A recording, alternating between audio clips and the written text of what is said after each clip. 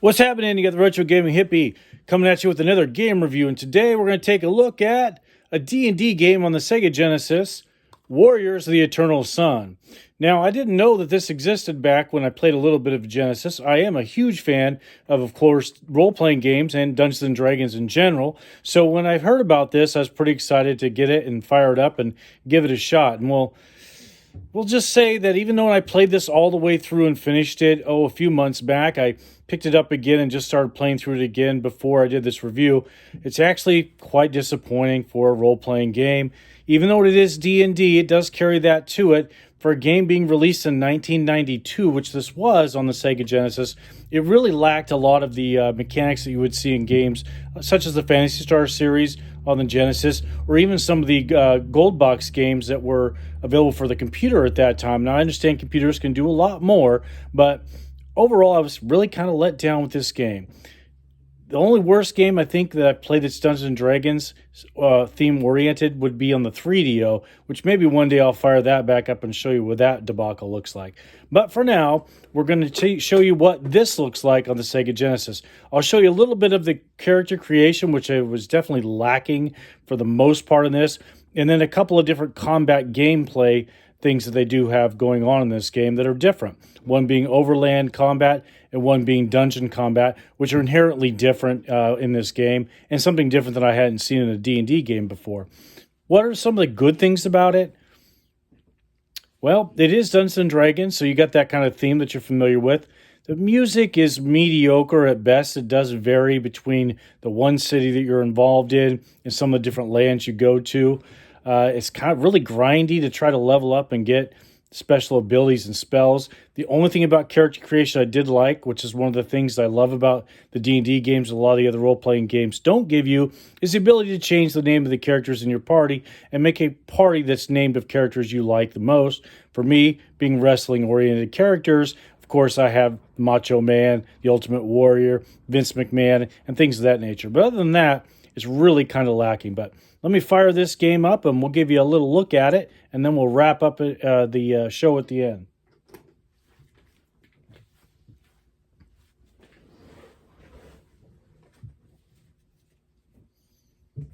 First, I'll show a little bit of the character creation, and then I'll jump in with my party that's really kind of end-level game so you get a good idea of what you can do once you get your characters leveled up.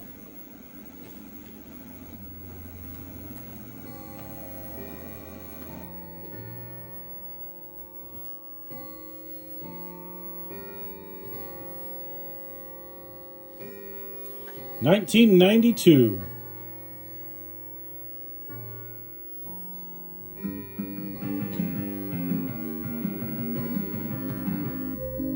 So as you can see, when you create a party, you have classes: clerics, fighters, magic users, thieves. They're all humans. When they become demi-humans, a dwarf is generally your fighter character. An elf has some magic abilities later on, and a halfling is kind of like a thief in this game. Honestly, I only used an elf in my main party, with the rest being humans, because you definitely want to have a magic user or two, a cleric, and a fighter.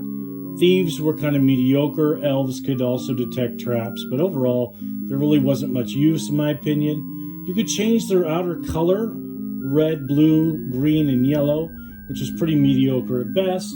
And then you could roll their stats down there. Like, once I bring up a character, now I can roll their stats by going over here and hitting the roll again button on the dice with this little cursor. So you got the stats you wanted.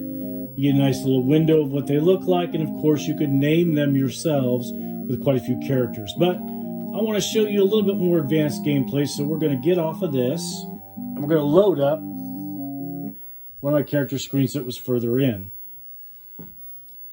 Now, the menus to equip and the inventory is pretty smooth. It's just a couple of button presses to move along people. Same with spell usage that varies between the two combat, which I will show you here shortly.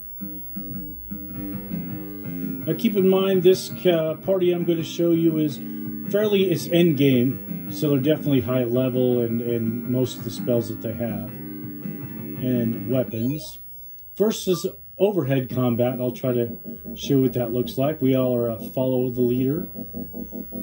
And when you do take damage, the faces to the right over there, their expressions will change. You can see that I have spells set up by the A button is your main weapon, and B button, in this case a bow. I'm going to use a bow.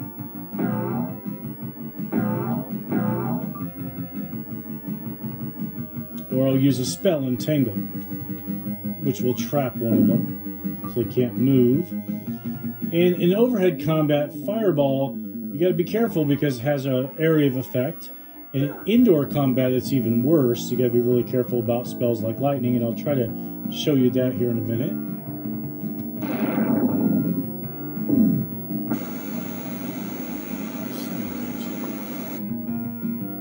Gotta love the old school system. Occasionally glitches here and there, right?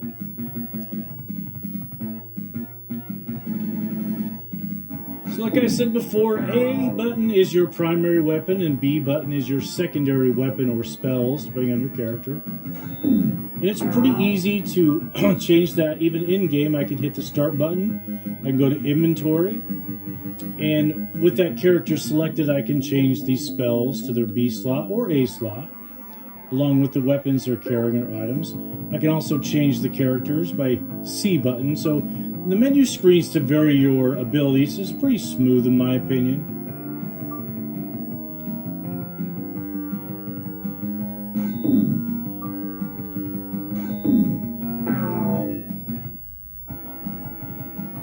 And the sound effects, as you could hear, were pretty mediocre at best. And now we'll go inside to a little bit of combat in the dungeons. It goes a lot faster in the dungeons, and you're going to see that. Your lead character is in the front, of course, and you want to put your tank or warrior in this case. And so they take damage based on that order as long as you're facing the enemy.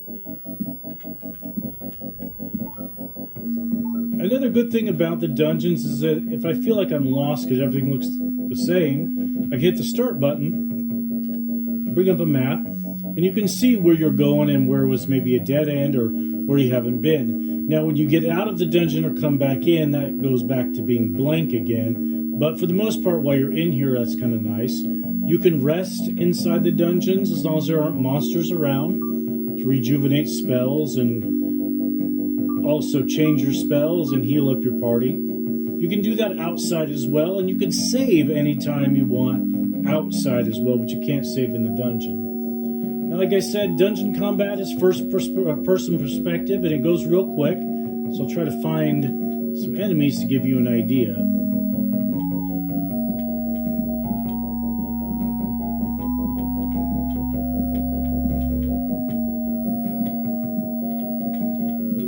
I see one in the distance. I'm going to send a fireball his way. It's a gelatinous cube. And then A buttons or B buttons, depending on what attack you want to use, until they die. So it goes pretty quick. And you also see that with the damage can go pretty quick on your main character. And so that's how the dungeon combat works.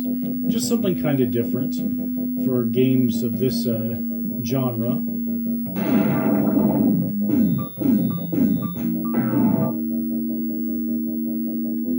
And of course, you can change out your inventory anytime you want to different spells.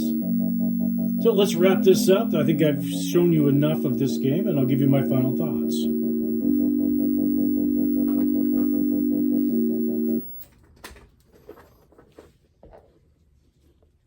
So it wasn't the worst game that was D&D oriented I've played. I don't know what the Eye of the Beholder on Super Nintendo around this area might have been like the same style of game. It definitely could have been a lot better. The best thing it has going for it, in my opinion, is it is a D&D game. But for 1992, there's much better selections out there. But we had what we had back then. And for now, that'll do it. It's a retro gaming hippie. And remember, I don't buy nostalgia because I am nostalgia.